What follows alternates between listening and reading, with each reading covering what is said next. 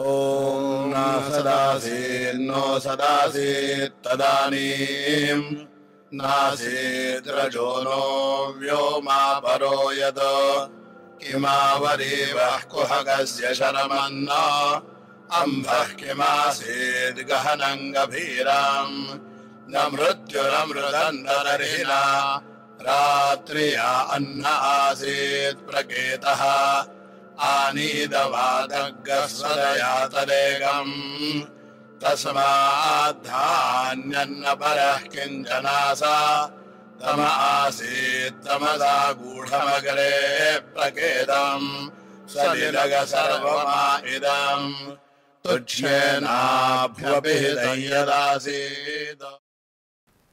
प्राध्यापक डॉक्टर श्रीकृष्ण भावे नवरोजी वाडिया महाविद्यालयामध्ये अनेक वर्ष गणित विभागामध्ये त्यांनी अध्यापन केलेले आहे। तिथे त्यांनी प्रपाठक आणि विभाग प्रमुख म्हणूनही काम केलेले आहे।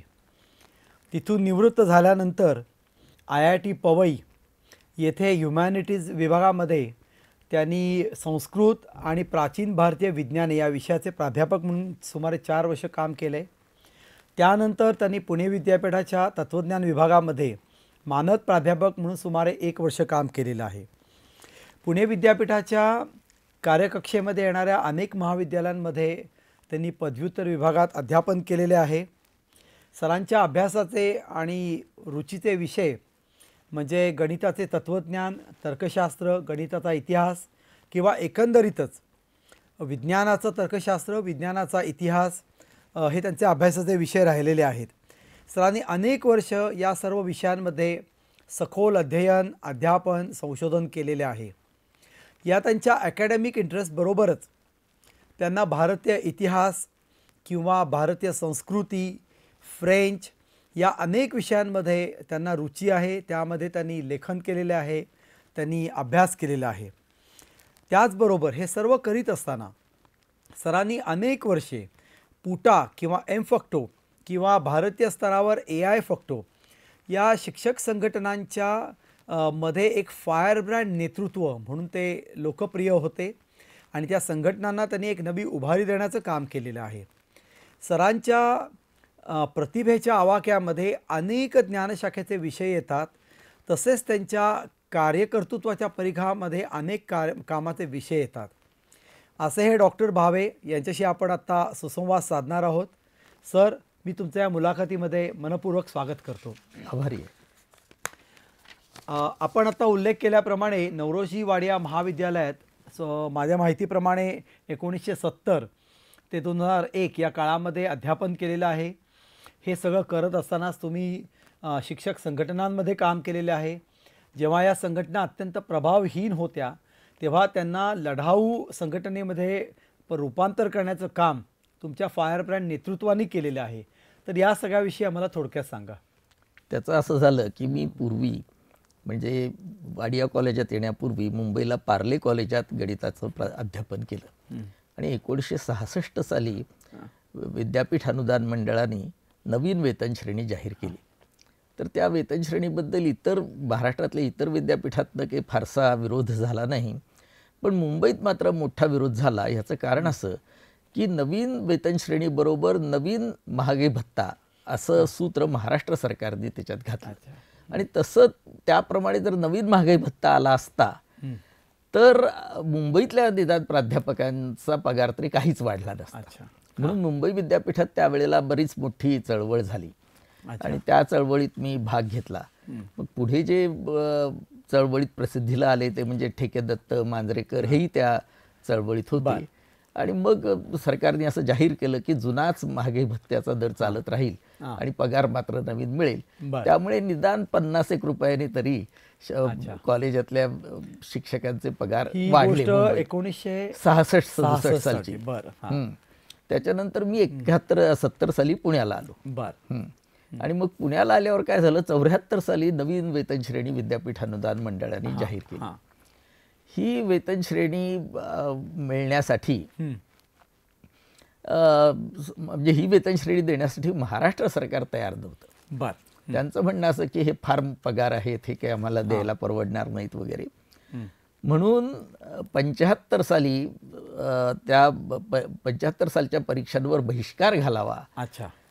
असा 74 सालच्या परीक्षांवर बहिष्कार घालावा असा निर्णय महाराष्ट्रातले प्राध्यापक घेण्याच्या विचारात होते. हां त्यावेळेला पुणे विद्यापीठ शिक्षक संघ जो होता त्याला काही हे पसंत नव्हतं हां आणि परीक्षांवर बहिष्कार घालणं हा विद्यार्थ्यांशी द्रोह आहे अशा तऱ्हेचे विचार त्यावेळचं जे नेतृत्व होतं त्यांच्या मनात होते.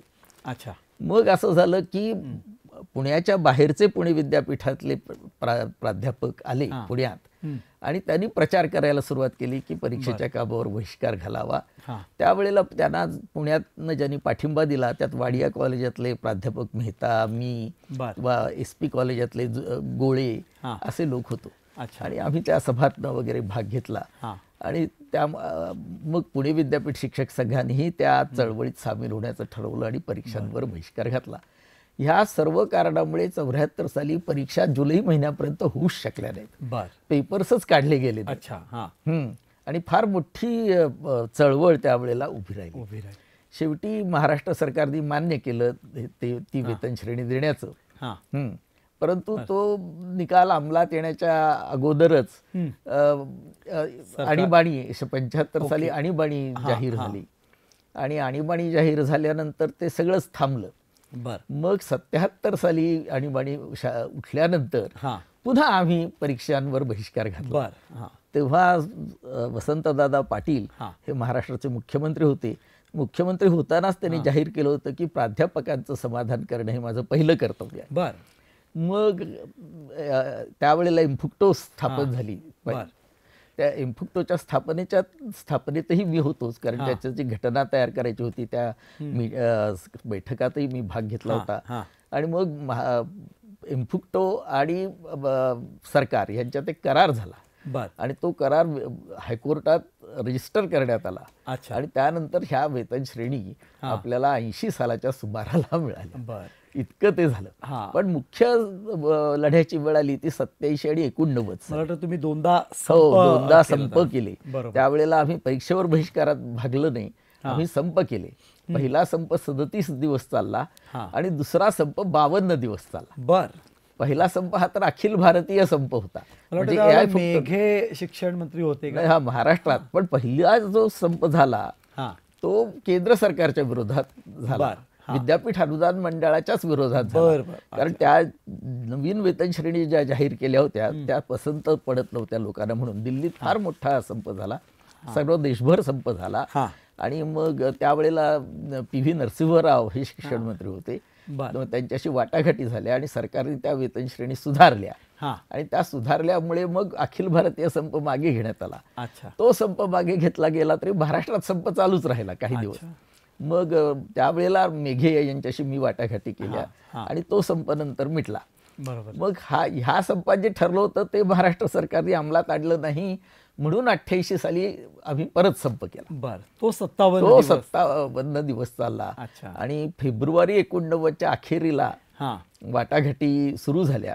31 तास वाटाघाटी आमच्या शरद पवारांची चालल्या होत्या. मी त्या वाटाघाटीत होतोच. शेवटी करार झाला आणि तो संप मिटला. असं ते झालं. त्यावेळेला सर्वच प्राध्यापक फार चिडले होते. संप फार मोठ्या प्रमाणावर झाला, लोकांनी मनापासून त्याच्यात भाग घेतला आणि लोकांचं प्रेमही मला त्यावेळेला अनुभवायला मिळालं. पण या संघटनेच्या माध्यमातून अनेक जे प्राध्यापक आहे की ज्यांच्यावर त्यांच्या मॅनेजमेंटने अन्याय केलाय, तर यांच्यासाठी तुम्ही ट्रायब्युनलमध्ये केसेस लढवल्यात विनामूल्य, किंवा तुमचा एकंदरीतच युनिव्हर्सिटी ऍक्ट किंवा स्टॅच्यूज याचा खूप अभ्यास आहे, त्याच्याबद्दल एक थोडक्यात. नाही, 74 साली नवीन कायदा तयार करण्यात आला विद्यापीठांचा आणि तो सर्व विद्यापीठात सारखाच कायदा होता, पण तरी त्यांना निरनिराळी नावं होती. हल्लीच्या सारखं एकच महाराष्ट्र युनिव्हर्सिटीचा ऍक्ट असा नव्हता, पुणे विद्यापीठ कायदा वगैरे असं होतं. आणि त्यानुसार ट्रायब्युनल स्थापन करण्यात आलं, परंतु त्या ट्रायब्युनलच्या स्थापनेला बराच उशीर झाला. म्हणजे 83 साली तर ट्रायब्युनल प्रत्यक्षात अस्तित्वात आलं. आणि अनेक ट्रायब्युनलमध्ये एकाच कारणासाठी जाता येत असे, कोणा शिक्षकाची नोकरी गेली तरच त्याला जाता येत असे. तेव्हा मी असं ठरवलं की बिचारे नवीन शिक्षक लागलेले असतात, त्यांची नोकरी जाते, त्यांना काहीच आधार नसतो, तेव्हा आपण त्यांना मदत करावी. त्यामुळे मी अशा ज्यांना नोकरीवरून काढून टाकलं आहे अशा प्राध्यापकांच्या केसेस ट्रायब्युनल समोर लढवल्या आणि त्या मी निवृत्त झाल्यानंतरही लढवल्या. हो, म्हणजे मला चांगल्या आठवतंय. 1906-07 सालापर्यंत मी त्या लढवत होतो. बरोबर. आणि ह्या इतक्या सगळ्या केसेसमध्ये मी कदाचित 1-2 केसेसमध्येच हारलो असेल, पण बाकी सगळ्या ठिकाणी जिंकलेलं आहे. प्राध्यापकांच्या नोकऱ्या चालत राहील. चालेल. हे फार मोठं तुम्ही हो. म्हणजे तुमच्या अकॅडमिक करिअर बरोबर आपण त्याचा उल्लेख करूच, पण हे फार मोठं काम तुम्ही केलेलं आहे. तुमच्या अकॅडमिक कामाकडे जायच्या आधी अजून एक मला विचारायचं आहे की नवभारतचे तुम्ही आता संपादक आहात, किंबहुना नवभारतशी तुम्ही अनेक वर्ष जोडलेले आहात, प्राज्ञ पाठशाळेशी तुम्ही जोडलेले आहात, त्याच्यामध्ये अनेक विषयांवर तुम्ही लेख लिहिले आहेत. तर एक त्याच्याविषयी आम्हाला सांगा की तुम्ही नवभारतकडे कसे वळलात? हां, त्याचं असं झालं की प्राध्यापक मेकुम रेगे हां हे विश्वकोशाचे अध्यक्ष होते. हां आणि त्यांना विश्वकोशात नोंदी लिहिण्यासाठी हां. माणसं पाहिजे होती. बरं. त्यांना जेव्हा कळलं की मी गणिताचं तत्वज्ञान, गणित, हां. इतिहास ह्या विषयाचा अभ्यासक आहे, हं. तेव्हा त्यांनी मला सांगितलं की तुम्ही नोंदी लिहायला सुरुवात अच्छा. करा, आम्ही तुमच्याकडे विषय पाठवू, पुण्यात राहूनच तुम्ही नोंदी लिहिल्या करा. तरी हरकत हां. नाही. त्याप्रमाणे मी पुण्यात राहूनच नोंदी लिहिल्या.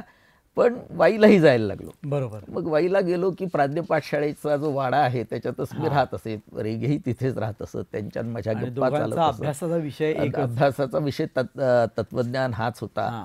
आणि तेव्हा माझं PhD झालं होतं, पोस्ट डॉक्टरलाही झालं होतं, सगळंच झालेलं होतं. हां.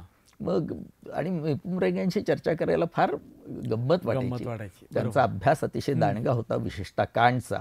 हां. आणि ते अभ्यास आणि उत्कृष्ट रीतीने ते सगळं समजावून सांगत असत. हां. तर त्यामुळे मी विश्वकोशात जवळजवळ 11-12 सालापर्यंत हां. निदान 81 तरी नोंदी केल्या असतील. बापरे, मोठं काम आहे हे हो, विश्वकोशाच्या मानाने. खूपच हो. मोठं झालं ते. हां, म्हणजे गणितावर लिहिल्या, गणिताच्या तत्वज्ञानावर हां, लिहिल्या, हां. त्याच्यानंतर इतिहासावर लिहिल्या, विज्ञानाच्या इतिहासावर लिहिल्या. अच्छा. आणि अगदी शेवटी म्हणजे हिंदू धर्मावर सुद्धा बरं. अच्छा. मी एक मोठी नोट लिहून दिली. हां. हं. पण नवभारतमध्ये कोणत्या विषयांना तुम्ही नवीन कारण नवभारत हे साधारण वैचारिक आणि गंभीर लेखनाविषयी प्रसिद्ध आहे. हे अनेक वर्ष अखंडित चालवणं हे फार अवघड आणि गोष्ट ही आहे. मुळात नवभारत मासिक 47 साली शंकरराव देवानी चालू केलेलं होतं. अच्छा. बरं. आणि मग ते 54 साली प्राज्ञ पाठशाळेने स्वतःकडे घेतलं. बरं. आणि तर्कतीर्थ, लक्ष्मणशास्त्री जोशी, बेडेकर, पारीख असे सगळे त्याचे संपादक होत गेले. बरं. हां. पण 96 सालापासून पहिल्यांदा त्याचे संपादक रेगे स्वतःच होते. अच्छा. 96 सालापासून त्याचे संपादक वसंतराव पळशीकर होते. अच्छा. आणि वसंतराव पळशीकर मला म्हणायला लागले, तुम्ही इतक्या नोट्स अभ्यास करता, नोंदी लिहिता, हां. तर आपल्या नवभारतासाठी का नाही लिहित? बरोबर. कारण आमच्याकडे लेख फार कमी येतात. मग मी नवभारतासाठी लेखन करायला सुरुवात केली. हां. IIT जेव्हा मी नोकरीला लागलो तेव्हा तिथलं ग्रंथालय अतिशय समृद्ध होतं. बरोबर. आणि अतिशय उत्तम पुस्तकं तिथे असत. हां. तर तिथे लांदेस नावाच्या एका हार्वर्ड युनिव्हर्सिटीच्या प्राध्यापकाचं हां. Wealth and poverty of nations नावाचं पुस्तक होतं. बरं. त्या पुस्तकावर आधारित असं त्या पुस्तकाचा परिचय करून देणारे बरं. असे मी 5-6 लेख लिहिले. म्हणजे राष्ट्रांची श्रीमंती आणि आपण गरिबी कशी मोजायची. हो. म्हणजे वेल्थ ऑफ नेशन्स हे मूळचं इकॉनॉमिक्स मधलं पुस्तक हां. पहिलं. बरं. त्याच्यावर त्यांनी आणि पॉव्हर्टी सुद्धा त्याच्यात घालून लांडेसने हे पुस्तक लिहिलं. मग ते तुम्ही लेख नवभारत लिहिले. मग आणखी पुष्कळ लेख इतर विषयांवर हां. लिहिले. मला वाटतं त्या लेखांमध्ये काही जुन्या पुस्तकांची ओळख करून देणारे लेख नाही. आहेत. हो, त्याचं असं झालं की हां. एकदा मी आणि मेकुम रेगे बसलेलं असताना हां. मी म्हणालो की मला माझ्या मनात असं येतं की ह्या जुन्या पुस्तकांवर लेख लिहावेत. बरोबर. ते म्हणाले फार चांगलं होईल, आपण त्याला जीर्णोद्धार असं नाव देऊ, तुम्ही लेख मला चालू करा. बरं. पण दुर्दैवाची गोष्ट अशी की रेगे जिवंत होते तोपर्यंत मी काही ते लेख लिहू शकलो अच्छा. नाही. हां. ते गेल्यानंतर मी ते लेख लिहायला सुरुवात केली. हां. आणि असे 12 लेख लिहिले 12 पुस्तकांवर. हां. मग पुढे त्याचं पुस्तकही मुंबईच्या लोकवाङ्मयगृहाने काढलं. करेक्ट. त्याला बक्षीसही पुष्कळ मिळाली. बरोबर. आणि त्याचा चांगला नावल. आता 2 त्याच्या आवृत्त्याही संपल्या. अच्छा. सर, आपण आता तुमच्या संशोधन म्हणजे महत्त्वाच्या विषयात संशोधन कार्याकडे वळूया. तुम्ही MA मॅथमॅटिक्समध्ये केले, त्याच्यानंतर MPhil मॅथमॅटिक्स केले, परंतु डॉक्टरल रिसर्च किंवा पोस्ट डॉक्टरल रिसर्चसाठी मात्र तुम्ही तत्त्वज्ञान आणि गणित या यासारख्या विषयांवर तुम्ही काम केलेलं आहे. तर तुम्ही विशेषतः तत्त्वज्ञानाकडे आणि गणिताच्या तत्त्वज्ञानाकडे कसे वळलात त्याविषयी सांगा. हां, त्याचं असं झालं की मी गणितातही केवळ गणितातही संशोधन करायला माझी हरकत नव्हती. बरं. मी जेव्हा एमफिल केलं चंदीगडला, पंजाब युनिव्हर्सिटी चंदीगडमध्ये, तेव्हा मला तिथे फेलोशिपही मिळाली होती. परंतु कॉलेजने मला काही ती रजा दिली नाही, म्हणून मी पुण्याला परत आलो. पुण्याला परत आल्यावर एक दिवस मला तळघट्टी भेटली तत्वज्ञान विभागातले. आणि ते माझं त्यांची आपली बोलणी चालली असताना मी म्हणालो की मला कधी कधी असं वाटतं की गणिताचं तत्वज्ञान ह्या विषयात आपण संशोधन करावं. ते म्हणाले फारच छान, आमच्या विभागात खास एक फेलोशिप आहे की जी अशा इंटरडिसिप्लिनरी विषयांना उत्तेजन देते. तेव्हा तुम्ही या, आम्ही तुम्हाला ती नक्कीच फेलोशिप मिळेल आणि रिसर्च करा. ही 80 सालच्या नोव्हेंबरातली गोष्ट. त्याप्रमाणे मी कॉलेजला विचारलं की रजा द्याल ना. कॉलेजनी मान्य केलं आणि मला ती फेलोशिप मिळाली. म्हणून 80च्या डिसेंबरमध्ये मी त्या संशोधनाला सुरुवात केली. त्यावेळेला पुणे विद्यापीठ तत्वज्ञान विभागात प्राध्यापक बार्लिंगे नुकतेच निवृत्त झाले होते आणि सुंदरराजन मुख्य होते, प्रधानाध्यापक, आणि प्राध्यापक मराठे होते. असे दोघं प्राध्यापक होते, इतरही अनेक लोक होते. आणि सुंदरराजन ह्यांना कुठल्याही नवीन आव्हान स्वीकारण्याची फार हौस असायची. पुस्तकं वाचण्याची तर त्यांची हातोटी काही विलक्षणच होती. म्हणजे एकेका रात्रीत ते एक पुस्तक संपवू शकत असत. आणि इंग्लिश भाषेवर त्यांचा फार मोठं प्रभुत्व होतं इंग्लिश भाषेवर. तर त्यांनी मला विद्यार्थी म्हणून घेतलं. आणि गणित विभागातले प्राध्यापक रघुनाथन म्हणून होते की जे माझे पूर्वपरिचितच होते. त्यांनी गणिताचं मार्गदर्शन आंतरविद्याशाखीय असा तो भाग झाला. आता त्यावेळेला आपल्या पुणे विद्यापीठात आंतरविद्याशाखीय वगैरे असं काही नव्हतं. म्हणून मग शेवटी माझं जे PhD सर्टिफिकेट आहे त्याच्यावर गणित आणि तत्वज्ञान ह्या दोन्ही विषयात असं निराळी गणिताचे तत्वज्ञान ह्या विषयातली ती पदवी नाही, गणित आणि तत्वज्ञान अशी पदवी आहे. आणि सुंदरराजन यांची गोष्ट अशी होती, अर्थात मीही बराच मोठा होतो वयाने त्यावेळेला. म्हणजे नवीन विद्यार्थ्याला ज्याप्रमाणे मार्गदर्शन करावं लागतं तसं मला मार्गदर्शन व्हावं अशी माझी अपेक्षा नव्हती आणि त्यांची इच्छा नव्हती. त्यामुळे त्यांनी मला पूर्ण स्वातंत्र्य दिलं. तुम्ही लिहाल ते चालेल, फक्त मला येऊन एकदा दाखवा, असं ते असायचं. त्यामुळे मी दर समजा 15 दिवसांनी किंवा महिन्याभराने त्यांना मी जे काही लिहिलेलं आहे ते नेऊन दाखवायचं, ते वाचायचे, ते त्याच्यावर काही नवीन सूचना करायचे. अशा रीतीने ते संशोधन चाललं आणि ते पूर्ण झालं बरोबर 3 वर्षात. त्याच्यात अनेक लोकांनी मला मदत केली, म्हणजे विद्यापीठ डिपार्टमेंट मधल्या लोकांनी मदत केली आणि चांगलं झालं.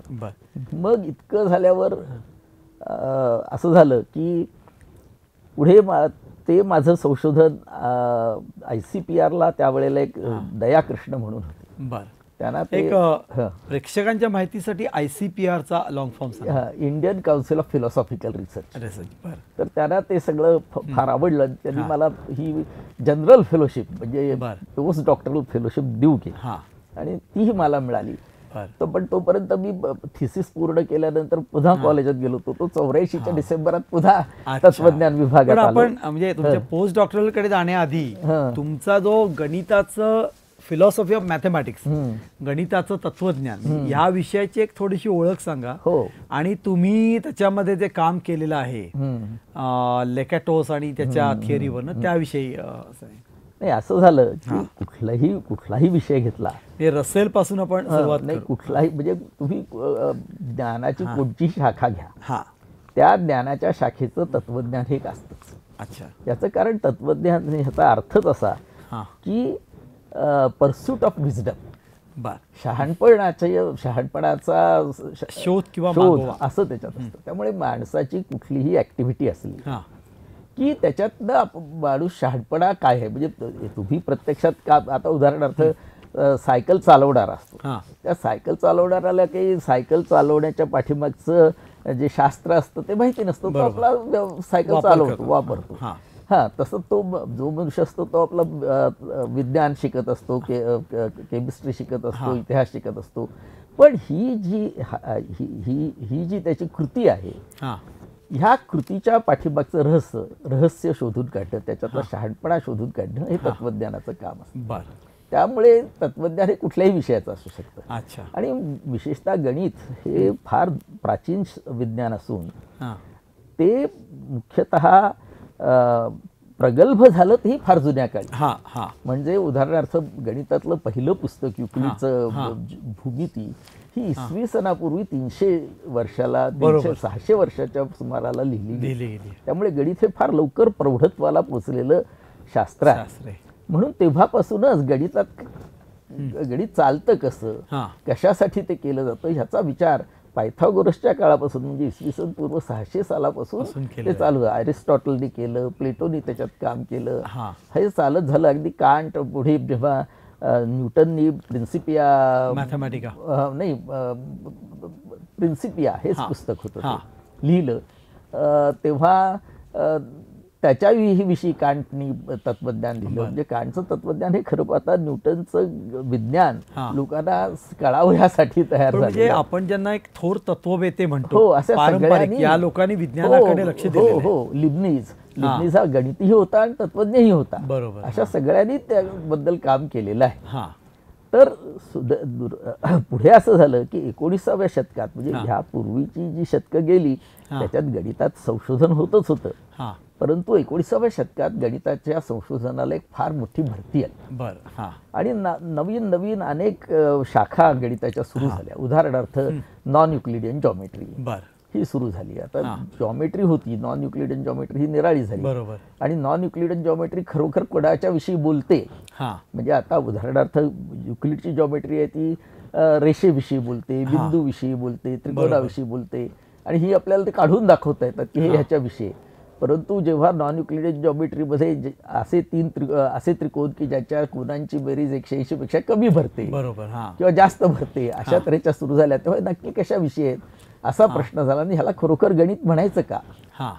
तेव्हा लोकांनी असा निर्णय केला की ह्यांनाही गणित म्हटलं पाहिजे. ह्याचं कारण की ह्या कन्सिस्टंट आहे, त्याच्यात कुठेही आपल्याला कॉन्ट्राडिक्शन दिसत नाही. म्हणून अशा रीतीने गणिताची शाखा ही केव्हा गणिताची शाखा म्हणावी ह्याचा एक निर्णय झाला. म्हणून लोकांच्यात असं सुरू झालं की हे आता इतकं जे गणित वाढलेलं आहे ह्या गणिताला एक ॲक्शोमॅटिक सिस्टीम दिली पाहिजे. जशी युक्लिडनी स्वतःची एक ॲक्शोमॅटिक सिस्टीम म्हणजे भूमितीसाठी तयार केली, तशी ह्या नवीन गणितासाठी केली पाहिजे.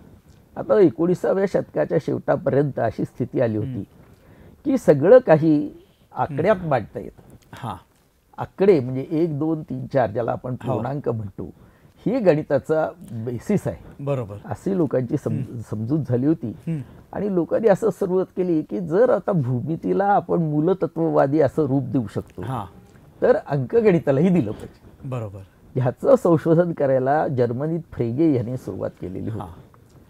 आणि मग फ्रेगेच्या असं ध्यानात आलं की ही अंकगणिताला जर आपल्याला रूप द्यायचं, त्याच्याही आधी पियानोनी अंकगणिताला ॲक्शम्स तयार केलेले होते. पण फ्रेगेचं म्हणणं असं की ते ॲक्शम्स काही बरोबर नाही. ह्याचं कारण असं की त्या ॲक्शम सिस्टीमला एकच एक मॉडेल नाही आहे. म्हणजे 1, 2, 3, 4 ही संख्या प्रणाली हे एकच मॉडेल त्याला नाही आहे. बरोबर. 1 द्वितीयांश 1 चतुर्थांश हे सुद्धा त्याचं मॉडेल असू शकतं. हा त्याच्यावर मोठा आक्षेप होता. तेव्हा फ्रेगेने असं सुरू केलं की 1, 2, 3, 4 हे आकडे तरी आले कुठून. तेव्हा त्याचं म्हणणं असं की ह्याच्यासाठी आपण संच विज्ञानाकडे गेलो पाहिजे. आणि जो रिता संच असतो एम्प्टी सेट, त्या एम्प्टी सेट पासून आपल्याला शून्य हे मिळतं. जो सिंगलटन सेट असतो, सगळे सिंगलटन सेट घ्या, हे सगळे सिंगलटन सेट एकासारखेच आहेत कारण एकाचा दुसऱ्याशी एकास एक असा आपल्याला कॉरस्पॉन्डन्स बसवता येतो. त्याचा एक आकडा तयार करू असे त्यांनी आकडे तयार केले. उदाहरणार्थ पेयर्स घ्या, त्याच्यावरून 2 अंकांचं सेट थिअरीशी नातं जोडलं. रसेलनी पुढे त्याचं हे केलं. हे रसेलनी वाचलं आणि रसेलच्या असं ध्यानात आलं की हे म्हणणं ठीक आहे, परंतु संच कधी तयार होतो? हां एखाद्या गोष्टीला संच कशाला म्हणतात? हां. आपल्याला माहिती आहे की संच म्हणजे काय? वस्तूंचा समुदाय. हो या वस्तूंच्या समुदायाला संच म्हणतात. बरोबर. आता अमुक एक वस्तू ह्या संचात आहे की नाही हे कसं ठरतं? तुम्ही जेव्हा 10, 15, 20 गोष्टींचा संच द्याल तेव्हा कदाचित आपल्या समोर उभे आहेत हे वर्गातली मुलं, हा संच. अमुक एक मुलगा बाहेरून आला, तो वर्गातला नाही म्हणून तो त्या संचात बसणार नाहीये. नाही, हे बरोबर. आपण सांगू शकतो. परंतु समजा संच असा दिला की चमचे नसलेल्या वस्तूंचा संच, बर. हां असा आपण संच तयार केला. हां आता हा संच जो आहे हा स्वतःचाच मेंबर असतो का नाही? म्हणजे तो संच स्वतःच्या संचाचा मेंबर आहे का? हा, जसं मुलगा वर्गातली मुलं ह्या संचाचा अमुक मुलगा सभासद आहे का नाही हे बरोबर आपण सांगतो. वर्गाच्या रजिस्टरवर त्याचं नाव असेल तर. बरोबर. तसं हा संच वस्तू चमचे नसलेल्या वस्तूंचा संच, ही चमचा नसलेलीच वस्तू आहे बरोबर आहे. म्हणून ती स्वतःचा मेंबर आहे. मेंबर आहे. राईट. आता हे जे असे संच आहेत स्वतःचा मेंबर असलेले संच, यांना गुड सेट्स असं म्हणतात. बर. आणि जे स्वतःचे मेंबर नाही, हां म्हणजे चमच्यांचा संच, हां चमच्यांचा संच हा स्वतः चमचा नाहीये, त्यामुळे तो त्याचा मेंबर नाही म्हणून तो बॅड सेट झाला. हां आता आपण ह्या सगळ्या बॅड सेट्सचा एक सेट तयार केला. हां बॅड सेट्सचा एक सेट तयार केला. बरोबर. आता हा जो मोठा बॅड सेट आहे हां याला आपण मोठा बॅड सेट म्हणू हां किंवा संच बॅड सेट, संच म्हणा मोठा बॅड सेट. Bad set. आता मोठा बॅड सेट हा स्वतः बॅड सेट आहे का नाही? हां हा, समजा तो बॅड सेट आहे हां तर तो स्वतःचा मेंबर नाही नाही. म्हणजे तो बॅड सेट नाही, बरोबर. कारण आपण सगळे बॅड सेट त्याच्यात घेतलेले आहेत. Right. तो स्वतःचा मेंबर आहे हां तर तो सेट गुड सेट असायला पाहिजे. बरोबर. हो ना, कारण जो Right. स्वतः पण तो नाहीच आहे तो. तो आपण म्हटलंच आहे की तो बॅड सेट आहे.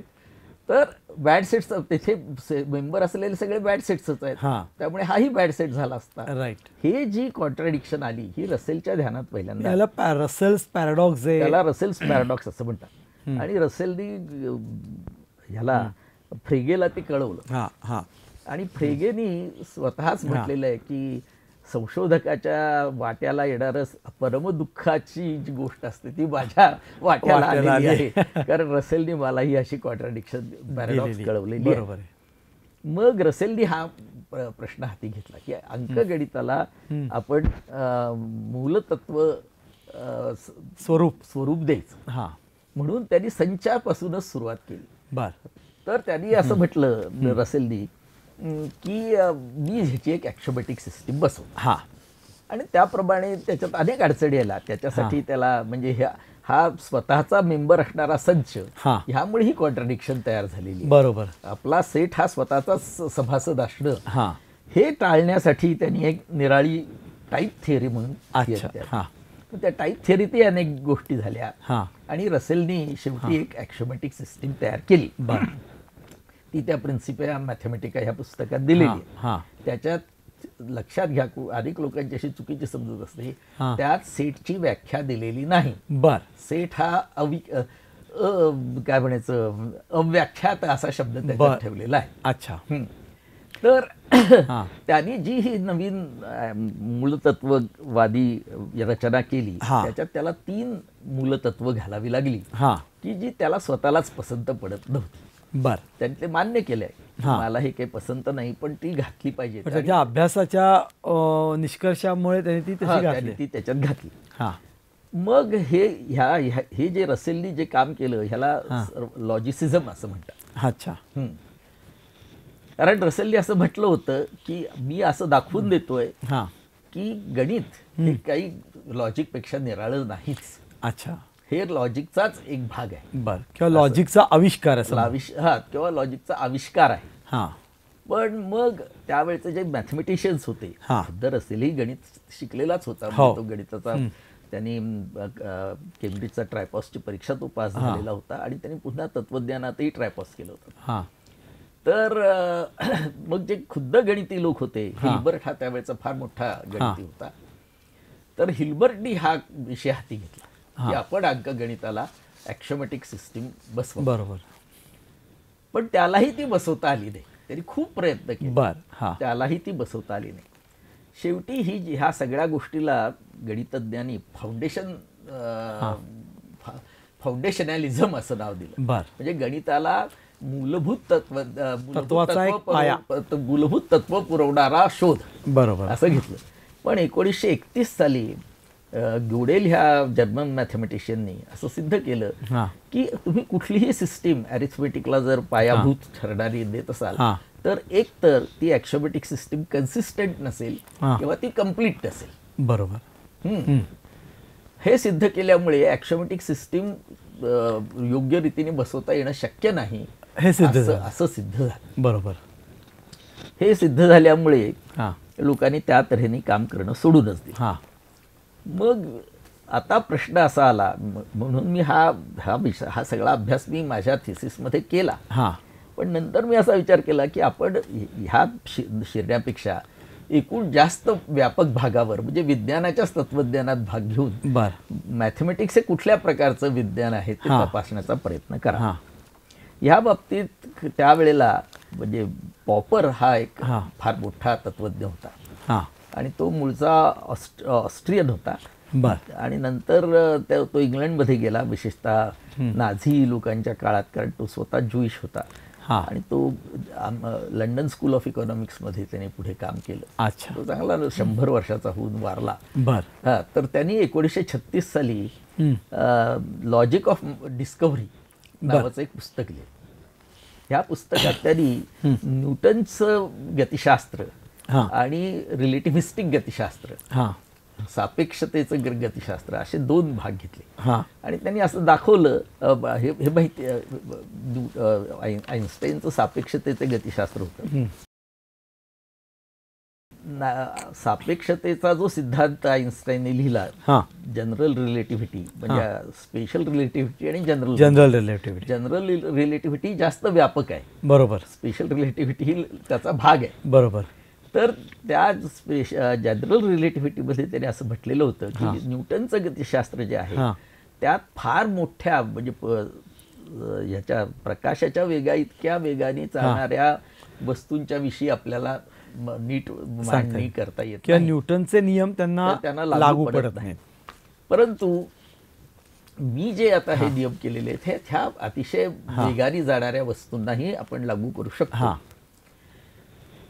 आणि माझे हे नियम केव्हा खोटे ठरतील हेही त्यांनी त्याच्यात लिहिलेलं होतं. म्हणजे बुधाच्या जवळून जाताना तुम्हाला जर सूर्यकिरण वाकताना दिसतील असा एक त्यांनी सिद्धांत मांडला होता, किंवा बुधाच्या गतीत तुम्हाला फरक पडलेला. आणि लोकांनी जेव्हा व्हेरीफाय करून बघितलं तेव्हा ते खरं ठरलं. तेव्हा पॉपरनी हे उचललं आणि तो असं म्हणायला लागला की कुठल्याही सिद्धांताला वैज्ञानिक सिद्धांत केव्हा म्हणायचं, तर तो सिद्धांत खोटा ठरण्याचा निकष आपल्याला मिळायला पाहिजे. बरोबर. ज्या शास्त्रात आपण खोटं केव्हा ठरू याचा निकष दिलेला नसतो त्याला आपण विज्ञान म्हणू शकत नाही. उदाहरणार्थ फलज्योतिष हे घ्या, तर हे फलज्योतिष केव्हा खोटं ठरतं याचा निकष काही नाही. कारण काय होतं की फलज्योतिषातला जर आपण निर्णय खोटा ठरला, म्हणजे ह्या वर्षी तुमचं लग्न होईल आणि लग्न झालं नाही, तर लोक काय म्हणतात की फलज्योतिषात चूक नाहीये. बरोबर. चूक ती फलज्योतिष पाहणाऱ्यात आहे. तसं होता कामा नये. एक विज्ञानाची काटेकोर व्याख्या विज्ञान काय हे त्यांनी सांगितली. अर्थात ही सगळ्यांना व्याख्या मान्य झाली असं नाही, आणि पुढे त्याच्यात अनेक मॉडिफिकेशन सुचवण्यात. पण यात तुम्ही ते म्हणजे पॉपर नंतर लॅकॅटोस आणि तुमचं जे काम आहे त्या कामापर्यंत तुम्ही कसे आला तर ते सांगतो. तर आता मुद्दा असा आला की हा मुख्यतः पॉपरचा हा जो निकष आहे हा आपण गणिताला कसा वापरणार. कारण गणितामध्ये आपल्याला काउंटर एक्झाम्पल्स हा भाग आपण शिकलेलो असतो, पण ते काउंटर एक्झाम्पल खरोखर काउंटर एक्झाम्पल अशा अर्थाने असतं की त्या सिद्धांताची जी चौकट असते त्यातच मुळात ते काउंटर एक्झाम्पल बसत नसतं. बरोबर. त्यामुळे ते काउंटर एक्झाम्पल झालेलं असतं. आता अशी जर काउंटर एक्झाम्पल्सच नसतील, म्हणजे गणितातला अमुक एक उदाहरणार्थ त्रिकोणाच्या 3 कोनांची बेरीज 180 अंश होते, हे प्रमेय आहे. बरोबर. पण हे प्रमेय खोटं कधी ठरणार आहे का? खोटं ठरणारच नाही. कारण असा जर समजा एखाद्याने त्रिकोण काढला तर आपण म्हणून हा त्रिकोणच नाही. त्रिकोणच नाही. राईट. हो ना. बरोबर.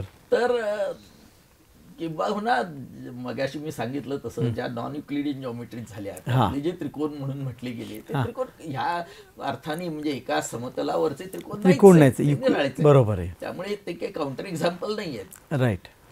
तर ही काउंटर एक्झाम्पल्सच नसतील तर खोटं ठरण्याचा प्रश्नच कुठे येतो. बरोबर. आणि असं जर असेल तर गणिताची प्रगती होते कशी. राईट. हा महत्वाचा प्रश्न आला.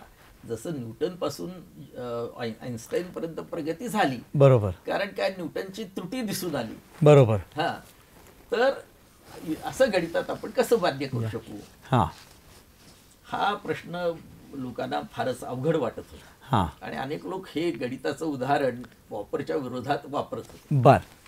तर पॉपरचा एक अनुयायी लॅकेटोस हा हंगेरियन मनुष्य, स्वतः गणिती होता, पण हा विज्ञानाच्या तत्वज्ञानाकडे वळला. आणि त्याने म्हटलं की तुम्हाला जरी काउंटर एक्झाम्पल हे जे तुम्ही जे मॅथमॅटिक्स करता हे फिनिश्ड मॅथमॅटिक्स असतं. त्यात ते सगळं व्यवस्थित मांडणी करून काटेकोर रीतीने प्रत्येक प्रमेयाचं जी डोमेन आहे, कक्षा आहे, ती ठरवून दिलेली असते. आणि त्यात कक्षेत काय बसणार आहे काय बसणार नाही हे पक्क झालेलं असतं. त्यामुळे जे काउंटर एक्झाम्पल असतं हे एका अर्थाने सुडो काउंटर एक्झाम्पल असतं. म्हणजे ते त्या कक्षेच्या बाहेर ते त्यामुळे ती कक्षा आपल्याला नक्की कळण्यासाठी त्याचा उपयोग होतो. उदाहरणार्थ आपण गणितात अशी पुस्तकं आहेत, काउंटर एक्झाम्पल्सचे पुस्तकं आहेत. उदाहरणार्थ ह्याच्यासाठी टोपोलॉजीसाठी. तर अशी काउंटर एक्झाम्पल्सच्या ऐवजी आपल्याला तेव्हा हे जे फिनिश्ड प्रॉडक्ट आहे त्या फिनिश्ड प्रॉडक्टमध्ये पॉपर तुम्हाला खोटा ठरलेला वाटेल. पण हे फिनिश्ड प्रॉडक्ट होईपर्यंत जी गणिताची वाटचाल झाली ती जर वाटचाल तुम्ही तपासली तर तिथे तुम्हाला काउंटर एक्झाम्पल्स दिसून येतील. म्हणून त्यांनी ऑयलरचा जो सिद्धांत V minus E plus F बरोबर 2, परत एकदा सांगा. V minus E plus F बरोबर 2 म्हणजे कुठलाही तुम्ही जर घन घेतलात, ज्याला पॉलिहेड्रॉन असं इंग्रजीत म्हटलं जातं, त्याची टोक, त्याची शीर्षबिंदू, बरोबर, त्याच्या कडा म्हणजे एजेस, आणि त्याचे समतल फेसेस म्हणजे vertices minus edges plus number of faces. उदाहरणार्थ तुम्ही जर क्यूब घेतलात किंवा टेट्राहेड्रॉन घेतला तर त्याच्यात तुम्हाला सहज दिसून येतं की V minus E plus F बरोबर 2. बरोबर. त्यांचं त्यांनी रिलेशन किंवा इक्वेशन मांडलं. तर त्यावरून ऑयलरने म्हटलं की कुठल्याही पॉलिहेड्रॉनसाठी हे खरं असलं पाहिजे. हे 1751 साली मांडलं. बरोबर. त्याची सिद्धता किंवा प्रूफ कोशीनी 1812 साली दिलं. इतकी वर्ष मध्ये गेली. पण ते प्रूफ होतं, ते प्रूफ फक्त क्यूब जो आहे त्या क्यूबसाठी त्याने क्यूब वरून ते सिद्ध करून दाखवलं. पण आता असेही अनेक पॉलिहेड्रा आहेत की ज्याच्यात V minus E plus F बरोबर 2 दिसत नाही. बरोबर. आता हे का दिसत नाही आणि मग कोशीचं प्रूफ खोटं आहे की काय? तेव्हा ह्यांनी लॅकेटोसने असं दाखवून दिलं की आपण त्याच्या अटी आणखी स्ट्रिक्ट करत जातो. बरोबर. तर समजा आपण घनासाठी ते सिद्ध करतो. बरोबर. म्हणजे काय करायचं, घनाचं एक फेस काढायचा आणि तो रबराचा घन आहे असं समजून तो ताठ करायचा. बरोबर. आणि मग त्याच्यावर ते प्रूफ दिलेलं आहे. बरोबर. आता जर आपण असा घन घेतला की एका घनाच्या दुसरा घन आहे, जो आपण आता दाखवतो, आणि त्याचं जर आपण एक फेस काढून टाकला तर तो तुम्हाला असा स्ट्रेचच करता येणार नाही एका प्लेन मध्ये. बरोबर. किंवा कॅप क्यूबच्या बाबतीत निराळी अडचण येते.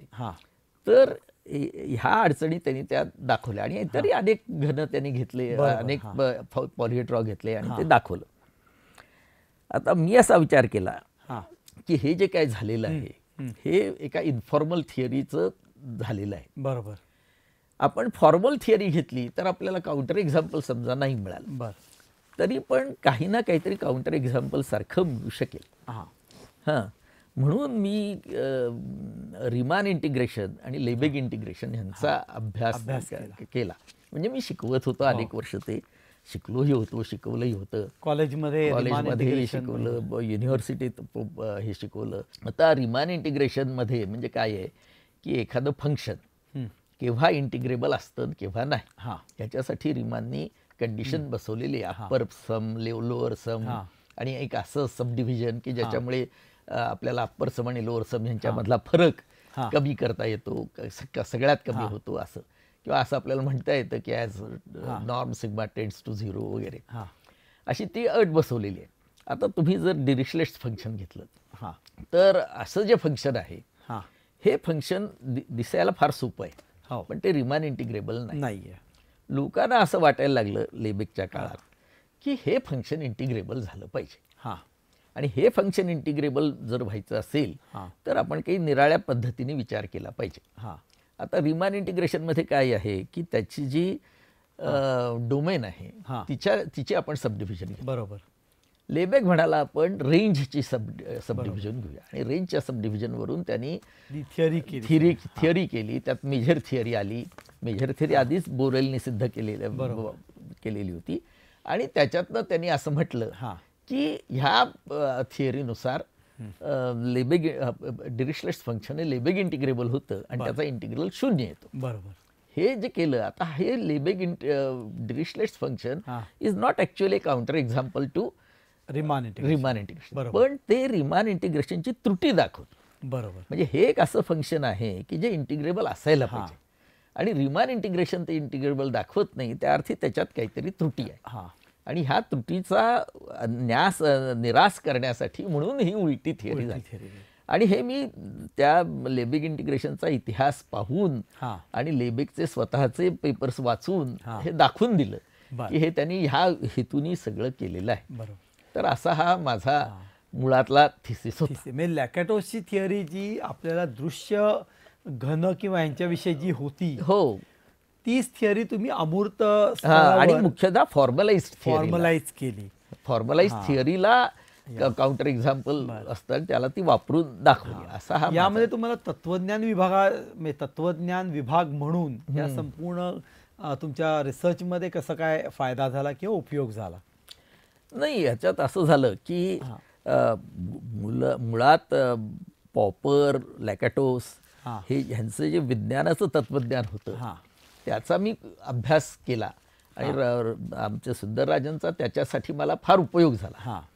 त्याचप्रमाणे अर्थात गणिताचा जो काय अभ्यास होता ह्यात काही मी नवीन गणित केलं अशातला भाग नाही, फक्त त्याचं निराळं रूप दाखवलं एवढंच त्यात होतं. त्याच्यासाठी मला रघुनाथन यांचाही चांगलाच उपयोग झाला, आणि असा तो थिसिस झाला. अच्छा. याच्यानंतर तुम्ही पोस्ट डॉक्टरलसाठी थोडा वेगळा विषय घेतला होता, म्हणजे एम्पिरिसिस फिलॉसॉफी ऑफ मॅथेमॅटिक्स असा घेतला. तर ते काय होतं? आता गोष्ट अशी झाली की हिल्बर्ट काय, म्हणजे ही जी मूळची फाउंडेशनॅलिझम जो होता, या फाउंडेशनॅलिझममध्ये रसेलचा जो वाटा होता आणि नंतर हिल्बर्टचा जो वाटा होता, त्या सगळ्या लोकांचं म्हणणं असं होतं. म्हणजे हिल्बर्टचा रसेलचा एक मोठा निबंध आहे. त्या निबंधाचं पहिलं वाक्यच असं आहे की mathematics rightly viewed possesses not only truth but supreme beauty. अच्छा. A beauty cold and austere, like that of sculpture, without appeal to any of weaker natures. असं ते गणिताचं एक फार त्यांनी एक अतिशय आयडियालाइज्ड असं रूप त्याच्यात ते दिलेलं होतं.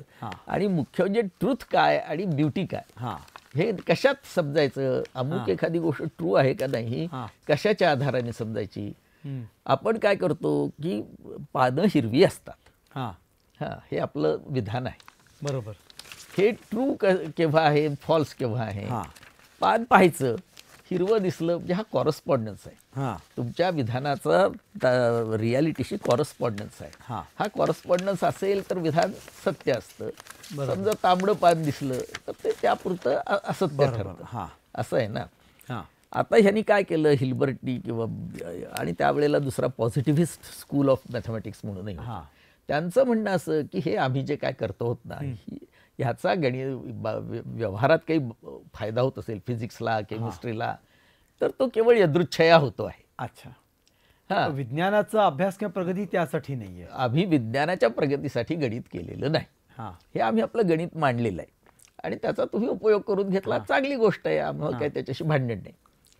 किंवा काही लोक असंही म्हणत होते की जेव्हा तुम्ही विज्ञानात गणिताचा वगैरे वापर करता तेव्हा ते गणित नसतंच, बर तो त्या विज्ञानाचाच भाग असतो. अच्छा हां, म्हणजे फिजिक्समध्ये आता रिलेटिव्हिटीसाठी वगैरे तुम्ही जे गणित वापरता, हा टेन्सर्स वापरता Right. वगैरे, हे तुम्ही ते विज्ञानाचाच भाग म्हणून आहे. हा आम्ही ते टेन्सर्स केले आणि आमचे टेन्सर्स निराळले, तुमचे निराळे असं म्हणा फार तर, बर. असं त्यांचं म्हणणं असायचं. हा गोष्ट अशी आहे की खुद्द रसेलनी जेव्हा प्रिन्सिपिया मॅथमॅटिका लिहिला तेव्हा तो अशा विचाराचा नव्हता. हा म्हणजे उदाहरणार्थ पियानोज ॲक्शन्सवर त्याची जी टीका आहे त्याच्यात त्याचं म्हणणं असं की तुमच्या पियानोचं जर एक मॉडेल 1/1/2 1/4 असं होत असेल हा तर डोळे 2 आहेत ह्या म्हणण्याला काहीच अर्थ उरणार नाही. हा कारण 2 म्हणजे तुमचं 1/2 असणार. हा हा, तेव्हा हे उपयोगाचं नाही असं त्याचं म्हणणं होतं. आणि इन्फिनिटीचा ॲक्शम त्याला मान्य नव्हतं. याचं कारण असं की इन्फिनिटीचा ॲक्शम व्यवहारात आपल्याला असा चटकन व्हेरीफाय करता येणारच नाही आहे, म्हणून त्याला तो मान्य नव्हता. पण हे नंतर बदललं त्याचं सगळं. त्यांनी पुढे जे तत्त्वज्ञान मांडलं हा ते त्याच्यासाठी त्याचं एक पुस्तक आहे, बर तर ते वेगळंच आहे. तेव्हा ह्या व्यावहारिक गणिताशी त्याचा काही व्यवहाराशी त्याचा काही संबंध नाही असं एक स्कूल होतं. हा अर्थात सगळ्यांनाच ते मान्य होतं असं नाही. तेव्हा मी काय म्हटलं की तुमचा जो अनुभव आहे हा अनुभव केवळ ह्या ठोसर सृष्टीचाच असला पाहिजे असं नाही. बरोबर.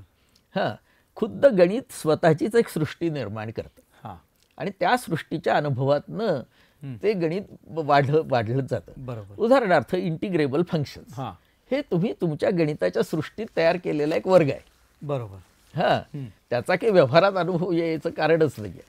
बरोबर. पण तो रिमान इंटिग्रेबल फंक्शन्सचा जो सेट आहे हा किंवा हा जो वर्ग आहे हा हा वर्ग आपल्याला अनुभवात उपयोगी होतो का गणितातल्या अनुभवात हा. नाही. तर डिरिचलेट्स फंक्शनमध्ये आपल्याला तो उपयोगी पडत नाही. नाही. तेव्हा तुमचा एम्पिरिसिझम जो आहे हा केवळ ठोसर अनुभवाचा किंवा व्यावहारिक दृश्य अनुभवाचा जगामध्ये असला पाहिजे. ह्याच्यासाठी पॉपरनी एक नवीन थर्ड वर्ल्ड नावाची थिअरी मांडलेली होती. हा. त्याचं म्हणणं असं की ही ठोसर सृष्टी ही जी अनुभवाला येणारी सृष्टी आहे, हा कोच आहे, हे टेबल आहे, हा ही तर आहेच. बरोबर. माझी मानसिक सृष्टी आहे, तिचं प्रतिबिंब माझ्या मनात पडतं, त्याच्यातनं मी ह्या ठोसर सृष्टीकडे पाहतो. हा पण ह्या मानस सृष्टीतनंच मी ह्या हा थर्ड वर्ल्डमध्ये म्हणजे जे संकल्पनांचं जग आहे हा त्या संकल्पनांच्या जगात जाऊ शकतो. आणि हे संकल्पनांचं जग कसं आहे हे केवळ माझ्या मनात आहे असं नाही, तुमच्याही मनात आहे. सगळ्यांच्या मनातच हे संकल्पनांचं जग आहे आणि ते आपण शिक्षणाच्या द्वारे लोकांपर्यंत पोचवत असतो. तर तो जो तुमचा अनुभव आहे हा त्यात कित्येक थिअरीज अर्धवटच आहेत, कित्येक थिअरीज संपलेल्या आहेत, कित्येक थिअरीज पुन्हा रिव्हाइव्ह होणारे आहेत, किंबहुना त्याचंच आपल्याला एक इव्होल्युशनरी थिअरी सुद्धा मांडता येईल. तर ह्याचा मी उपयोग केला की हे म्हणजे या संकल्पनांच्या जगामध्ये जो अनुभव येतो तोही आपण धरला तोही धरला पाहिजे, त्याच्यावरही गणित आपण विकास. आणि हे तुमचं जे संकल्पनांचं जग आहे ह्या संकल्पनांच्या जगाचा तुमच्या मनाच्या द्वारे ह्या व्यावहारिक सृष्टीशी संबंध जुळतो. बरोबर. त्याचं काहीतरी नातं असतं असं मी त्याच्यात मांडलं. अच्छा सर, या तुमच्या सगळ्या म्हणजे PhD साठी संशोधन किंवा पोस्ट डॉक्टरलसाठी संशोधन जे तुम्ही आता आम्हाला सांगितलं, तर याचे तुम्ही अनेक रिसर्च पेपर्स पब्लिश केलेत किंवा राष्ट्रीय किंवा आंतरराष्ट्रीय स्तरावर कॉन्फरन्सेसमध्ये भाग घेतलेला आहे. तर एक थोडंसं आम्हाला त्याविषयी सांगा. गोष्ट अशी झाली की हे जे माझं लेबेग इंटिग्रेशन विषयीचं रिसर्च होता त्याच्यावर मी सायन्स काँग्रेसमध्ये व्याख्यान दिलं. हां. आणि मग तिथे इंडियन मॅथमॅटिकल सोसायटीचं एक मॅथमॅटिक्स स्टुडंट नावाचं जर्नल असतं. बर. त्यांनी ते म्हणाले आम्हाला ते व्याख्यान द्या, मग मी ते त्याच्यातनं प्रसिद्ध केलं. बर. त्याच्यानंतर किचर नावाचा एक मनुष्य होता आणि त्यांनी फिलॉसॉफी ऑफ मॅथमॅटिक्स नावाचं पुस्तक लिहिलेलं होतं. मला ते काही त्यातलं म्हणणं पसंत पडलेलं नव्हतं आणि विशेषतः कांटनी जे गणिताचं तत्त्वज्ञान मांडलं त्याच्याविषयी त्यांनी जे काय लिहिलेलं होतं ते बरोबर नाही असं मला वाटत होतं. त्यामुळे मी किचर अँड कांट नावाचा एक निबंध लिहिला बरं. आणि तो JICPR म्हणजे ICPRचं जे जर्नल आहे की जे इंटरनॅशनल जर्नल आहे त्याच्यात तो प्रसिद्ध केला. बरं. हां. IPQ मध्येही मी रसेलच्या तत्वज्ञानाविषयी लेख लिहिले. नंतर मी विज्ञानाचं तत्वज्ञान जे शिकलो हां. त्यामुळे विज्ञानाचा इतिहासही शिकलो. बरोबर. आणि 1994 साली हां. आपला देकार्तची 400 वर्ष बरं जन्माची झालेली होती. त्यामुळे Descartes epitome of scientific revolution नावाचा मी लेख लिहिला. तो IPQ मध्ये प्रसिद्ध केला. आणि मला त्या विषयावर व्याख्यान देण्यासाठी कलकत्त्याच्या एशियाटिक सोसायटीने आमंत्रण दिलं. अच्छा. त्याच्यासाठी मी कलकत्त्याला गेलो, तिथे व्याख्यान दिले एपिटमी ऑफ सायंटिफिक रिव्होल्युशनवर. असे अनेक लेख मी लिहिले. नंतर association of logic methodology and philosophy of science नावाची आंतरराष्ट्रीय संस्था आहे. बरं. तिचं दर 4 वर्षांनी अधिवेशन भरत असतं. हां. आणि ते निरनिराळ्या ठिकाणी भरतं. ह्याचे जयपूरचे प्रोफेसर पाही म्हणून होते आणि आहेत, आता रिटायर झालेत. पण ते फार मोठे, ते गणित शिकलेले, अमेरिकेतल्या येल युनिव्हर्सिटीचे PhD वगैरे असे होते. त्यांचा माझ्यावर बराच लोभ होता. तेव्हा ते म्हणाले तुम्ही ह्या कॉन्फरन्सेसना येत जा. म्हणून मग मी मॉस्कोला पहिल्यांदा कॉन्फरन्समध्ये गेलो. त्याच्यात मी लॅकेटोसच्या फिलॉसॉफीवर व्याख्यान दिलं. मग उपसालाला गेलो. उपसालाला 4 वर्षांनी कॉन्फरन्स, 87 साली, 91 साली, 2007 सालापर्यंत मी त्या कॉन्फरन्सेसला जात होतो.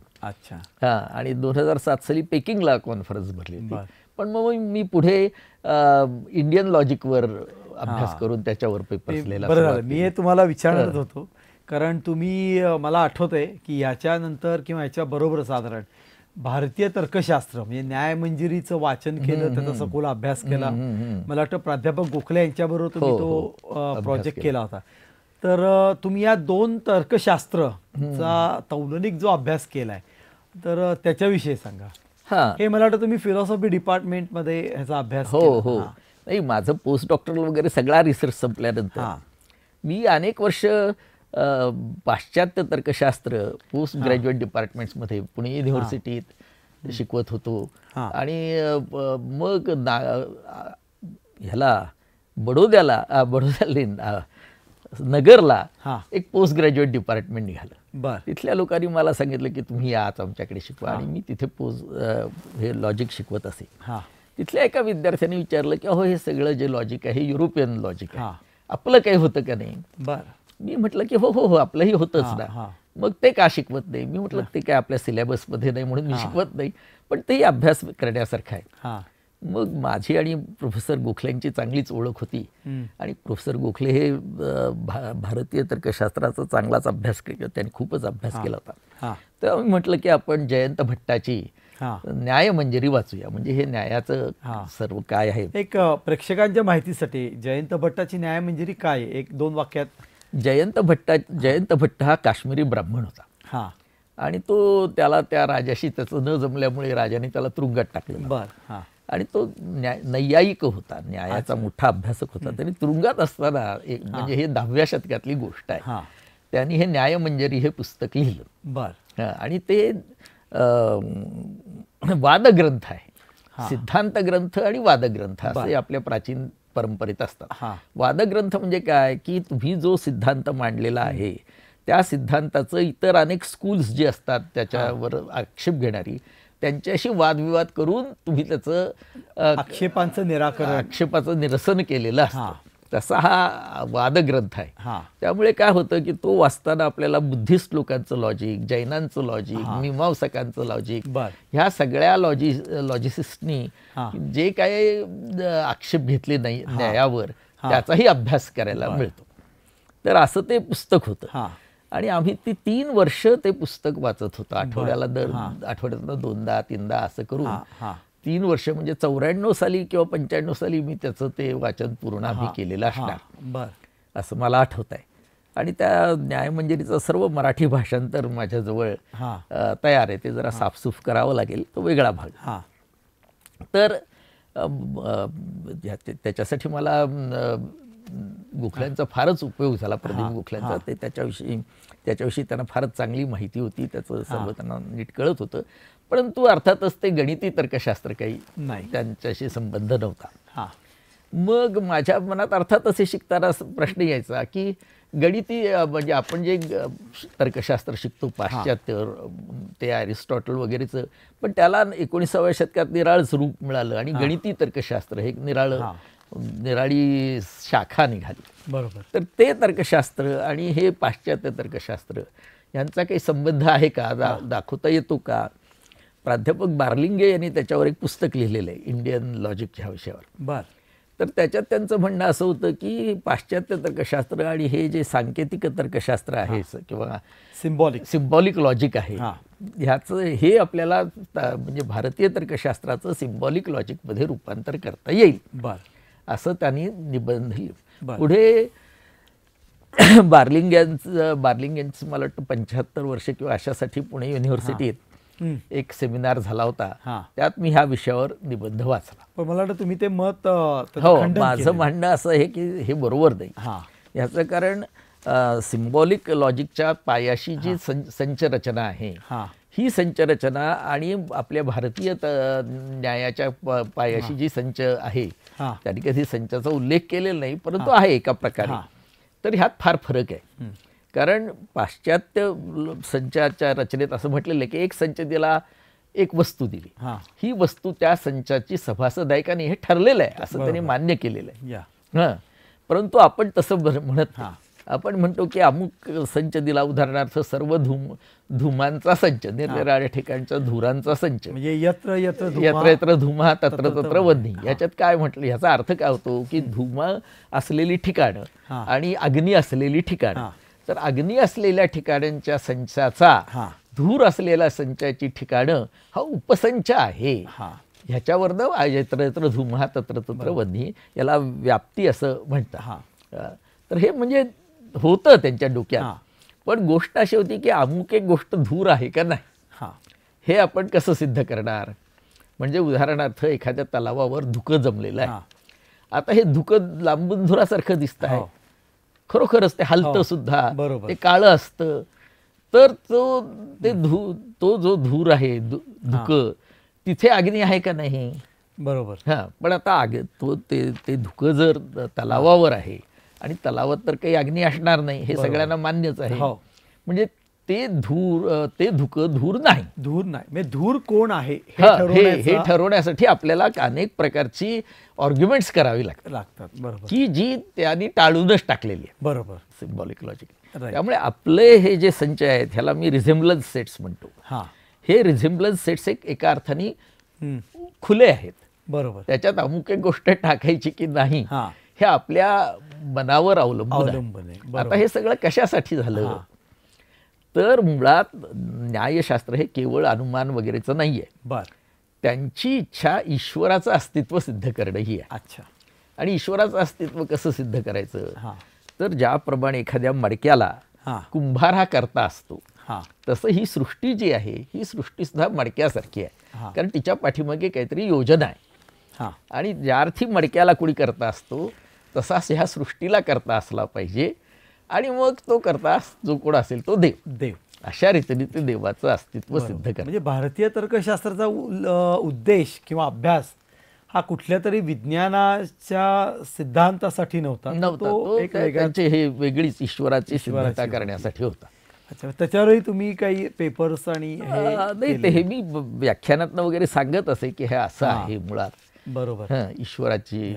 पण या सगळ्या आणि खरी गोष्ट म्हणजे हे जे हा जो युक्तिवाद आहे पृथ्वीचा सृष्टीचा करता, हा पाश्चात्यातही आहे. आता इथे मुद्दा कसा येतो की ही सृष्टीच्या पाठीमागे काही योजना आहे हे म्हणणारे तुम्ही कोण, तुम्ही कशावरनं म्हणता, असाही प्रश्न येतो. बरोबर.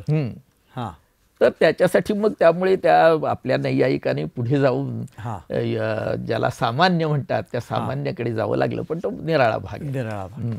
या सगळ्या अभ्यासातून तुम्ही मेथडॉलॉजी ऑफ इंडियन सायन्सेस ही एक नवीन विषयाची किंवा ज्ञानशाखेचा अभ्यास डेव्हलप केला. असं केला. आणि त्याविषयी तुम्ही त्याच्याविषयी मला ग्रँट मिळाली होती इंडियन नॅशनल सायन्स असोसिएशन. आणि त्याच्या आधाराने मी ते करण्याचा प्रयत्न करत होतो. हां की उदाहरणार्थ आयुर्वेद, हां ॲस्ट्रॉनॉमी म्हणजे खगोलशास्त्र, हां व्याकरण, हां ह्या पाणिनीचं व्याकरण, पाणिनीचं व्याकरण, हां किंवा आपल्या इथलं रसायनशास्त्र, हां ह्याची जी काही डेव्हलपमेंट झाली हां ह्याच्या पाठीमागे काय प्रकारची शिस्त होती हां असं ते मला दाखवायचं होतं.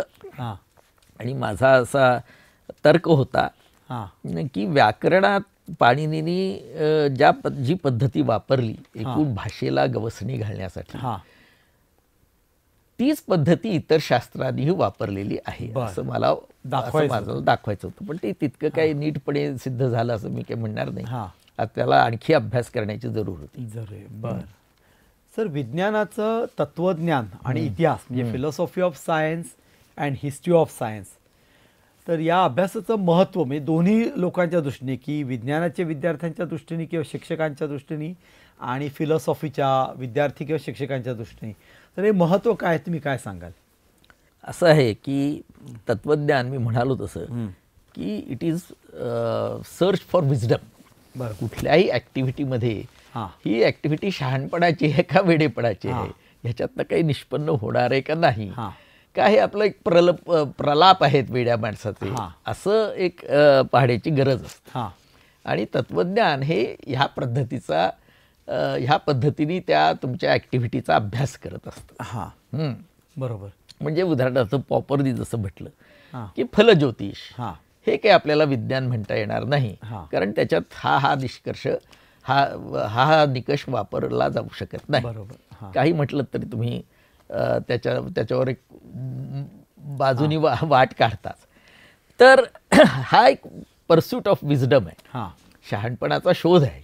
बरोबर. तर जेव्हा रसेल म्हणाला होता की not only truth but supreme beauty, त्याच्या शेवटी त्यांनी म्हटलेलं होतं, त्या निबंधाच्या शेवटीच त्यांनी असं म्हटलेलं आहे की गणिताच्या रूपाने आपण एक असा राजवाडा तयार केलेला आहे की जिथे मनुष्याची प्रतिभा अप्रतिहत असा संचार करू शकेल. तिथे त्याला कुठलाही अडथळा येणार नाही. अच्छा.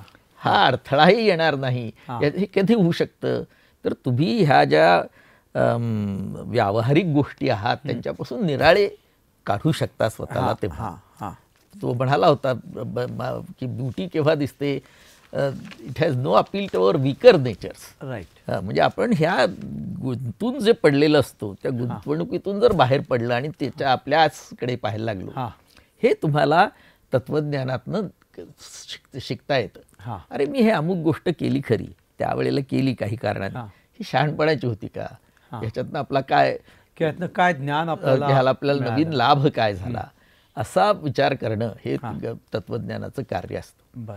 आता विज्ञानाचं तत्वज्ञान मग अशी म्हणालो तसं की पॉपरनी तुम्हाला वैज्ञानिक सिद्धांत कशाला म्हणावेत हे सांगण्याचा प्रयत्न केला. ते काही बरोबरच असेल असं नाही, पण तो एक विचार आहे आणि तो तुम्हाला पुढेही नेता येतो किंवा त्याचं खंडनही करता येतं. तर कुठल्याही ठिकाणी तुम्ही जेव्हा अभ्यास करता तेव्हा ह्या जो त्यातला शहाणपणाचा भाग हा विसरून चालत नाही. ही पहिली माणसाने विद्यार्थ्यांनी शिकण्याची गोष्ट आहे. दुसरं, विज्ञानाच्या बाबतीत म्हणायचं झालं किंवा गणिताच्या बाबतीत, आज जे आपण गणित शिकणार आहोत, विज्ञान शिकणार आहोत, हे सगळं विज्ञान पाश्चात्य संस्कृतीत निर्माण झालेलं आहे. ते आपल्या दृष्टीने परकीय आहे, तशा तऱ्हेचा विचार आपण करत आलेलो नव्हतो. आपली जी तत्वज्ञान आहेत ती वेगळ्या प्रकारची आहेत.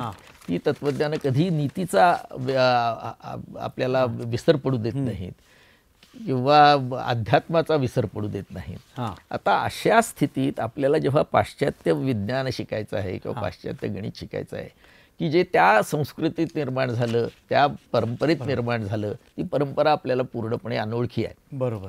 आता ह्या परंपरेनं जर आपण शिकायचं असेल तर आपल्याला विज्ञानाचं तत्वज्ञान आणि इतिहास शिकायलाच पाहिजे. आणि आपणच कशाला, खुद्द युरोपातल्या लोकांनाही त्याचं महत्त्व त्यावेळेला पटलं. बरोबर. आणि अनेक विद्यापीठातनं आणि आजही हिस्ट्री अँड फिलॉसॉफी ऑफ सायन्सची डिपार्टमेंट्स आहेत.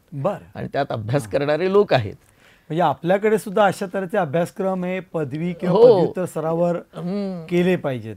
मला वाटतं तुमचं IIT आणि पुणे विद्यापीठाचा जो करार होता त्याविषयी सांगा. मी जेव्हा IITत होतो तेव्हा मी, माझा मित्र अमिताभ गुप्ता आणि आमचे मित्र सदानंद मोरे, हां. आम्ही सदानंद मोरे तत्वज्ञान विभागाचे, तेव्हा आम्ही असा विचार केला की असं आपण एक सेंटर पुणे विद्यापीठात काढावं. हां. आणि त्यावेळेला पुणे विद्यापीठाचे जे कुलगुरू होते कोळासकर, हां. यांच्याशी आमचं बोलणं झालं आणि ते म्हणाले की काही हरकत नाही, IIT जर मदत करायला तयार असेल हां. तर आपण तसं सेंटर सुरू करूया. आणि मग आम्ही प्रयत्न करून कुळासकर IITत आले आणि आमचे IITचे मिश्रा नावाचे तेव्हा डायरेक्टर होते, त्यांच्या दोघांच्या सह्या होऊन तो करार झाला. Centre for history and philosophy of science असं पुण्यात स्थापनही झालं. हां. अमिताभ गुप्ता IITतून आला, म्हणजे तो तिथे निवृत्त झालाच होता. हां. IITतून आला. मला इथे फिलॉसॉफी मध्ये मानद प्राध्यापक म्हणून नेमणूक दिली हां. आणि ते सेंटर चालूही झालं. चांगल्या प्रकारे काम आम्ही 1 वर्षभर केलं. हां. पण त्याच्यानंतर जे कोणी इथे लोक अधिकारावर आले त्यांना काही ते फारसं पसंत पडलं नाही आणि आज तरी काही तसे सेंटर काम करत नाही. म्हणजे मला वाटतं या मुलाखतीद्वारे आपण एक सांगायला पाहिजे की हे एक अत्यंत महत्वाचं अशी गोष्ट सेंटर स्थापन झालेलं झालेलं पण होतं आणि त्याचं पुढे त्याचा जो विकास व्हायला झाला पाहिजे नाहीये, तो तो व्हायला पाहिजे. आणि त्यासाठी आम्ही आउटरीच प्रोग्राम म्हणून सुरू केला होता. शाळेतल्या शिक्षकांचे क्लासेस घेतले होते. बरं. हां. असं ते तेव्हा झालं होतं. तो पुन्हा एकदा त्याचं पुनरुज्जीवन करायला पाहिजे. बरोबर. सर, तुम्ही अनेक विद्याशाखातून अभ्यास संशोधन केले, जो आता आपण इतका वेळ त्याची चर्चा करत होतो. ते बरेचसे गणित, विज्ञान, त्याचं तत्वज्ञान किंवा इतिहास याच्याशी संबंधित होतं. परंतु याबरोबरच तुम्हाला खरोखरीच्या इतिहासात म्हणजे विशेषतः भारतीय स्वातंत्र्य, मराठेशाहीचा इतिहास किंवा एकंदरच युरोपियन इतिहास याच्यामध्ये खूप रुची आहे. तुम्ही भारत इतिहास संशोधक मंडळाचं 25 वर्ष सेक्रेटरीपद अत्यंत निष्ठेने काम केलेले आहे. आता तुम्ही सध्या त्याचे विद्यमान अध्यक्ष आहात आणि त्यामध्ये इतिहासामध्ये तुम्ही संशोधन लेखन केलेलं आहे. तर त्याविषयी एक थोडीशी आम्हाला माहिती सांगा. मला माझे आजोबा हे फार मोठे इतिहास संशोधक होते. हां. त्यांनी लिहिलेला पेशवेकालीन महाराष्ट्र हां. हा ग्रंथ अतिशय प्रसिद्ध आहे. आजही आता त्या 80 वर्ष झाली. बरं. 80 काय आता 90 वर्ष होती. हां. तरी तो लोकांना अजूनही अभ्यासात आहे, लोकांच्या अभ्यासात तो आहे.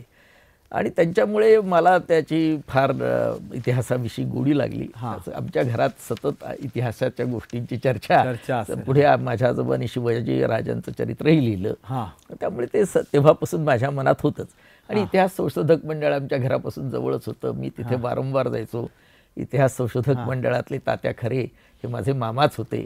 त्यामुळे ते मला सगळं फिरून दाखवायचे व पुस्तकं कोणची वाचावीत वगैरे. मग मी पुढे लाईफ मेंबरही झालो. मग इतिहास संशोधक मंडळात काही कारणाने अडचणी निर्माण झाल्या. तेव्हा चॅरिटी कमिशनरने असं ठरवलं की आपण एक मध्यावधी समिती नेमावी. आणि त्या मध्यावधी समितीवर त्यांनी मला पण नेमलं. 9 जण आम्ही होतो. त्यातले 2 जणांनी काहीच काम केलं नाही, कारण त्याच्या बदल्यात झाल्या. आम्ही 7 जण काम करत होतो.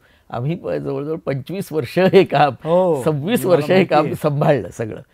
आणि मग त्यात आमच्यातले कित्येक लोक म्हातारे झाले, कित्येक वारले. शेवटी आम्ही 4घच जण उरलो. तेव्हा आम्ही चॅरिटी कमिशनरकडे गेलो आणि म्हणालो की आता तुम्ही निवडणुका घ्या, मला ह्याच्यातनं मोकळं करा, आम्ही सगळे फार म्हातारे झालेले आहोत. तेव्हा त्यांनी घ्यायचं कबूल केलं. त्याप्रमाणे निवडणुका घेतल्या. तेव्हा सगळे लोक मला म्हणायला लागले आता इतके वर्ष एका हाती तुम्ही मंडळ सांभाळत, आता तुम्ही अध्यक्ष व्हा. म्हणून आम्ही बिनविरोध सगळे निवडून आलो, अध्यक्ष झालो.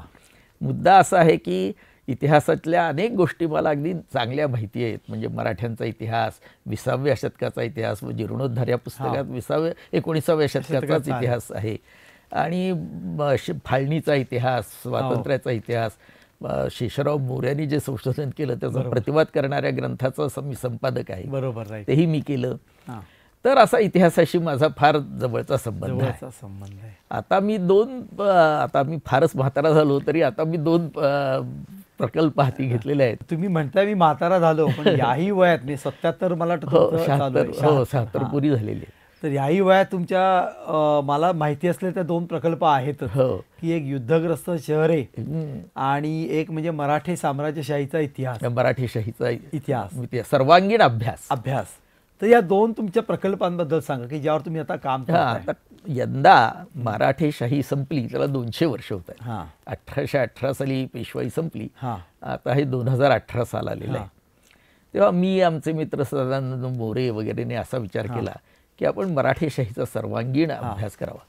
आणि हल्ली इतिहास हा अनेक प्रकारच्या भांडणात गुंतलेला विषय आहे. त्याला ते बाजूला सारून आपण अभ्यास करावा. हां. म्हणून आम्ही चौघांनी मिळून हे प्रकल्प हाती घेतला. हां. त्यात सामाजिक इतिहास लिहिण्याचं काम माझ्याकडे आहे. बरं. हां, तो चौथा भाग आहे.